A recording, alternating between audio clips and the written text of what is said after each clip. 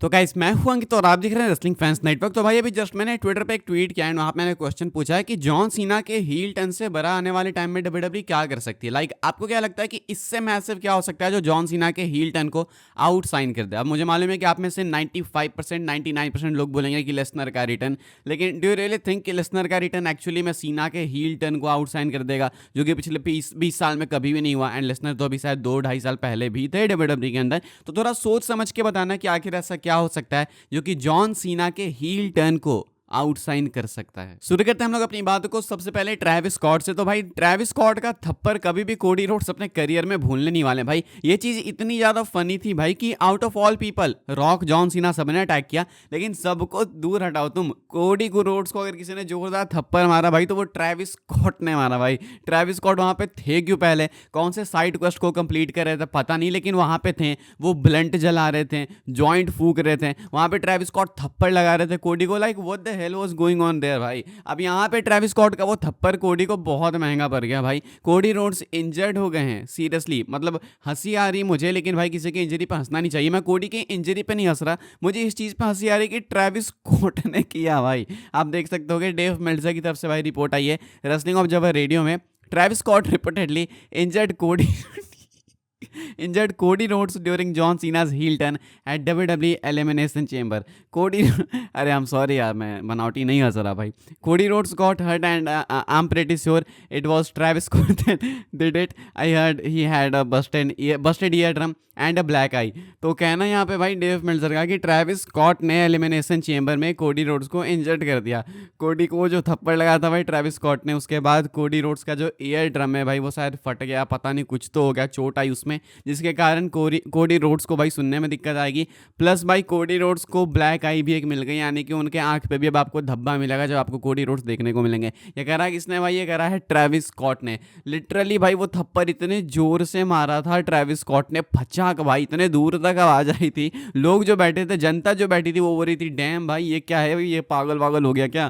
तो Travis Scott ने भाई कोडी को इंजर्ड कर दिया। लेट्स होप कि भाई कोडी रोड्स जल्दी रिकवर कर ले। आई डोंट थिंक मतलब वो ऑफ वगैरह लेने वाले, बट लेट्स जस्ट होप कि कोडी रोड्स जल्दी से अपीयर हो and Cody Rhodes fit and fine हो जाए रेसलमेनिया से पहले। कोडी रोड्स को बिल्कुल भाई प्रॉप्स मिलने चाहिए। कोडी रोड्स जो रिसेंटली वर्क पुट कर रहे हैं उसके लिए फुल ऑन फुल क्रेडिट है कोडी को भाई। एंड ट्रैविस स्कॉट को अगली बार से थोड़ा संभल के चलना चाहिए भाई, हमारा अनडिस्प्यूटेड चैंपियन है भाई वो, तुम क्या कान वान फाड़ दे रहे हो मार के। तो इसके बारे में क्या कहना चाहते हो आप, क्या रिएक्शन है कमेंट करके बताना। आगे बढ़ते हैं गाइस, हम लोग बात करते हैं अगली स्टोरी के बारे में जो कि जॉन सीना को लेके। तो भाई जॉन सीना इंस्टाग्राम पे, जैसे मैं आपको बता रहा हूँ कि हील वाले वर्जन को फुल एम्ब्रेस कर रहे हैं। जॉन सीना ने एक न्यू इंस्टाग्राम पोस्ट डाली है, यहाँ पे जॉन सीना स्क्विड गेम के मेन कैरेक्टर 456 को पोस्ट करते हैं। अब इस बार मुझे मालूम है भाई कि इस पोस्ट का मतलब क्या है। नॉर्मली मुझे वेब सीरीज या मूवीज के बारे में कुछ नहीं पता होता है एंड मैं काफी डम साउंड करता हूँ चीजों में, लेकिन इसके बारे में मुझे पता है, मैंने स्क्विड गेम देखी है, ठीक है। तो मैं आपको दूंगा कॉन्टेक्स्ट, अब जरा तुम सुनो। तो स्क्विड गेम पार्ट 1 में भाई ये जो प्लेयर है, प्लेयर 456, ये बहुत खुशी खुशी गया था भाई गेम्स को खेलने, लेकिन बाद में इसको पता चलता है कि डैम यहाँ पे एलिमिनेट होने का मतलब है कि तुम्हें जान से मारा जाएगा।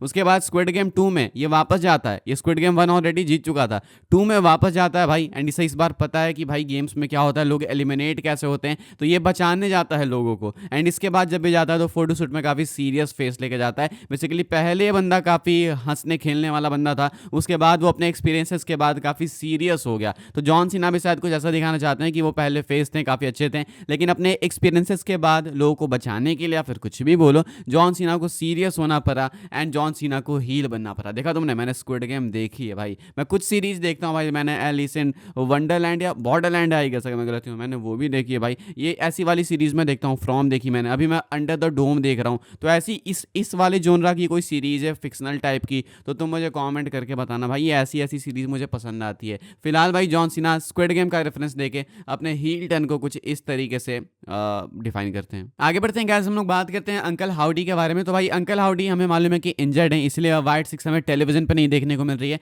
बीच में कुछ टीजर्स वगैरह निकल के सामने आए थे, लेकिन ये लोग टेलीविजन पे अभी तक नहीं आए थे। अब आपको देखने को मिल सकते हैं वापस से टेलीविजन पे, बिकॉज बो डैलिस यानी कि अंकल हाउडी क्लियर हो चुके हैं इन रिंग रिटर्न के लिए। पीडब्ल्यूएन की तरफ से रिपोर्ट निकल के सामने आई है, कहा गया है बो डैलिस यानी कि Uncle Howdy has been clear to return to in ring action, यानी कि आपको कभी भी अब देखने को मिल सकते हैं बो डैलिस यानी कि अंकल हाउडी टेलीविजन पे। अच्छी बात ये भाई कि रेसलमेनिया से पहले का टाइम है ये, यानी कि डब्ल्यूडब्ल्यूई चाहे तो रेसलमेनिया के कार्ड में वाइट सिक्स को डाल सकती है, डालना भी चाहिए भाई। आई थिंक यार वाइट सिक्स डिजर्व करती है कार्ड में होना, या फिर ऐसा बोलो आप रेसलमेनिया को यूज करके वापस से शायद रिवाइव कर सकते हो वाइट सिक्स को, बिकॉज अभी ये वापस आएंगे तो सेम मोमेंटम सेम हाइप तो नहीं होने वाली है, उसके लिए आपको रेसलमेनिया को यूज करना पड़ेगा। अभी आपके पास एलेक्सा ब्लिस है, वो भी डेफिनेटली इन्वॉल्व होने वाली है, जो कि एक सैड पार्ट है, मैं नहीं चाहता कि एलेक्सा इन्वॉल्व हो, लेकिन वो क्लियरली दिख रहा है कि वो इन्वॉल्व होंगी। अब ऐसे में वाइट सिक्स आपको कभी भी टेलीविजन पे देखने को मिल सकती है। रेसलमेनिया सामने है, अंकल हाउडी क्लियर हो चुके हैं, तो आपको जल्दी डब्ल्यूडब्ल्यूई ट्रिगर पुल करते हुए देखने को मिलेगी। आगे बढ़ते हैं गाइस, हम लोग बात करते हैं अगेन जॉन सीना के बारे में। तो भाई जॉन सीना के हील टर्न ने आपको मालूम है बहुत मैसिव नंबर्स जनरेट किए डब्ल्यूडब्ल्यूई के लिए भाई, लाइक बहुत क्रेजी नंबर्स,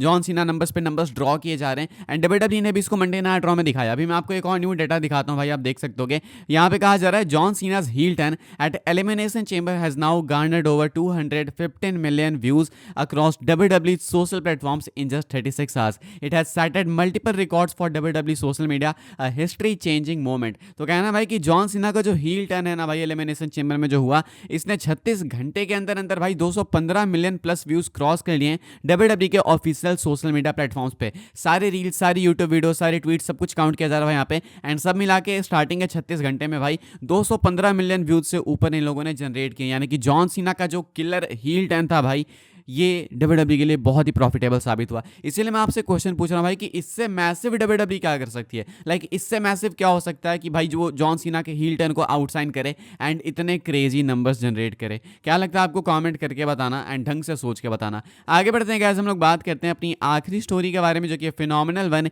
एजे स्टाइल्स को लेके। एजे स्टाइल्स ने भाई एक मैसिव न्यूज़ ड्रॉप की अपने रिटायरमेंट के ऊपर, एंड एक सैड न्यूज़ है, एजे स्टाइल्स फिलहाल 47 साल के हैं। इस जून या जुलाई में, जून में शायद बर्थडे आता है एजे स्टाइल्स का, वो 48 साल के हो जाएंगे। AJ Styles revealed on the CVV podcast that he will retire before he turns 50। Styles will turn 50 इन 2027, यानी कि 2027 में एजे स्टाइल्स 50 साल के हो जाएंगे। एंड सीवीवी यानी कि क्रिस वैन विलेट के पॉडकास्ट पे कहते हैं एजे स्टाइल्स कि मैं तुमको प्रॉमिस करता हूं कि मैं 50 की एज में तुमको रेसल करते हुए नहीं दिखूंगा, यानी कि max to max AJ Styles wrestle करने वाले अपने 50th बर्थडे के टाइम तक, यानी कि उस टाइम पे एजे स्टाइल्स आपको उसके बाद रेसल करते हुए नहीं दिखेंगे, उस टाइम पे एजे स्टाइल्स रिटायर हो जाएंगे, वो है इनकी बॉर्डर लाइन। तो फिलहाल एजे स्टाइल्स हैं 47 साल के, जून में हो जाएंगे वो 48 के, इसके बाद 2 साल और, यानी कि 2026-2027 शायद एजे स्टाइल्स का कॉन्ट्रैक्ट भी उसके अराउंड ही एंड होगा। तो एजे स्टाइल्स के पास भी बहुत ज़्यादा टाइम नहीं बचा है, 1.5 से 2 साल एजे स्टाइल्स आपको और रेसल करते हुए देखने को मिलेंगे। ऐसे में आई बिलीव भाई कि एजे स्टाइल्स डिजर्व करते हैं एक और वर्ल्ड टाइटल रन। क्या आपको लगता है ऐसा, क्या आप भी सेम बिलीव करते हैं?